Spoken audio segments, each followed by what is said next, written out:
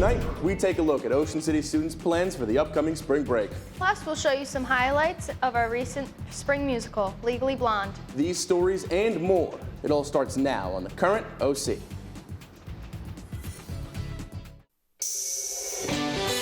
From OCTV, Raider Nation's leading news magazine starts now. This is Current OC.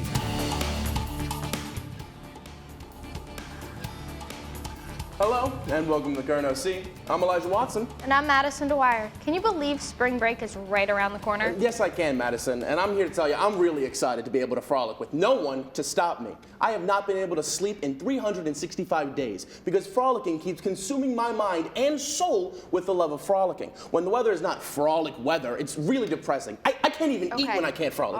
All right, Eli. I love your obsession, but let's get back on the topic of spring break. Sorry, I get a bit ahead of myself. We'll talk about it later. Okay, Eli, with spring break coming up, it looks like they want us to talk about like our favorite spring hotspot. Yeah, that's a really good idea, but why don't you start us off? What's your favorite spring break spot to go to? Well, I would love to go down to Florida. It's an ideal spring break destination due to its warm weather and stunning beaches, offering a perfect blend of relaxation and excitement for anyone. With attractions like Disney World and Universal Studios, there's always something to do. I mean, there's a reason why our senior trip is always down there. You know, that's a good point, but for me, I'm trying to get out of the country. Puerto Rico offers an enticing blend of tropical beauty and rich culture, and whether it's exploring historic old San Juan to lounging on the pristine beaches, Puerto Rico promises an unforgettable vacation experience, especially for those of us spring breakers seeking adventures and relaxation in a stunning Caribbean setting. Got good taste, Eli. Yeah, you too, but let's see how much the people agree with us by checking out the top 6 spring break spots for 2024. You know, some of these may surprise you. And at the bottom of the top 6 is Cancun. New York City as a surprise at number 3, followed by the classic Orlando, Florida pick, but number 1 on the list is Las Vegas, the city of love. Yeah. Lots of great spots on that list, but where do the students and staff at OCHS want to go? Let's find out. We sent our DJ Schwartz among the people to see where they'd like to go vacationing this spring break. Hey guys, my name's DJ Schwartz, and today I'm going to be going around the halls here in OC to ask students and faculty members where they would want to go for spring break and why. Come on. Where would you want to go for spring break and why? Who needs spring break? We just got back from Disney. I think I would like to go to Mongolia so I can ride the horses. I would want to go to St. Thomas so I can get tan, ride in a boat, and see sea turtles. I think Japan has always been top of my list for any season, so if I had a chance to go for spring break, I definitely would. I'd probably want to go to North Carolina because it's going to be nicer than here. To the Bahamas to like swim with dolphins and like run on top of them and stuff. Hawaii. I'd want to go there because it's so warm down there. It's just like, it's already summer there. I'd want to go to like Cancun, go on the beach, chill. Well, if I could go anywhere for spring break, it would be Italy, but I'm actually going there this year. So that's all from me. I'm DJ Schwartz with the Current OC. Ciao.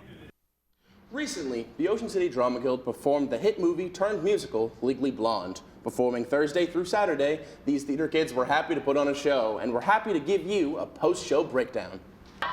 This show was certainly a hit, with performances by the powerful senior lead cast from the likes of the lead, Elle, played by Vivian Moucher, the love interest, Robbie Neville, the other love interest, Vincent Moreno, as well as your ever-wonderful Ryan Mulroney. Yours truly was also a part of this amazing production. With high-energy dances and powerful singing moments, it was all around an outstanding performance by the Drama Guild. To fully enjoy this show, highlights aren't quite enough. You really had to be there. Having pulled in a total audience of over 1,000 people and having 37 musical numbers and over 30 acts on stage, the numbers don't lie. Legally Blonde was truly a night to remember. I just want to start off by thanking just everyone who made this show everything that it is, because specifically the production team, because we would not have been able to do this without them, without the support of our school.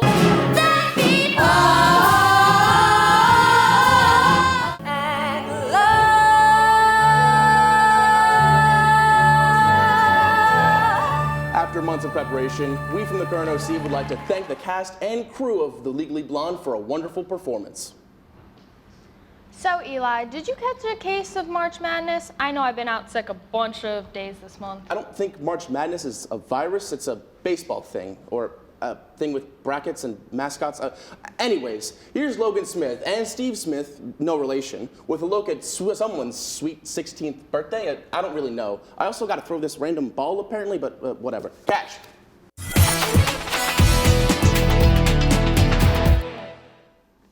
Thanks, Eli.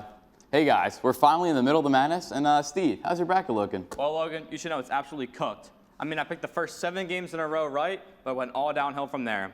At least I heard out there that Mr. Foxhole is a perfect bracket, so we'll see how that plays out. Anyways, through the round of 64 and 32, there's been top-seeded teams dethroned, Cinderella stories, and teams that have been on a tear, hoping to have a shot at winning the national championship. With that being said, let's take a closer look at the remaining 16 teams left in March Madness. Some are the contenders, which are the 1 seeds, are looking to capture the national championship. You have UConn trying to defend their title, Purdue, led by senior Zach Edey, red-hot duo Armando Bacot and RJ Davis leading North Carolina, as well as the Houston Cougars, who are the fan favorites to win the title. For the left side of the bracket, I have UConn facing Alabama in the Final Four. UConn will be trying to go to their 2nd straight national title game. On the right side of the bracket, I'm going to stick with my pick before the tournament, which is a Final Four matchup between the Houston Cougars facing Creighton for a spot to play in the championship. With both our picks, we predict that UConn will repeat and bring home the championship this year. Looks like a fun tournament ahead of us, Steve. Sure does, Logan. That's it for sports. Back to you guys.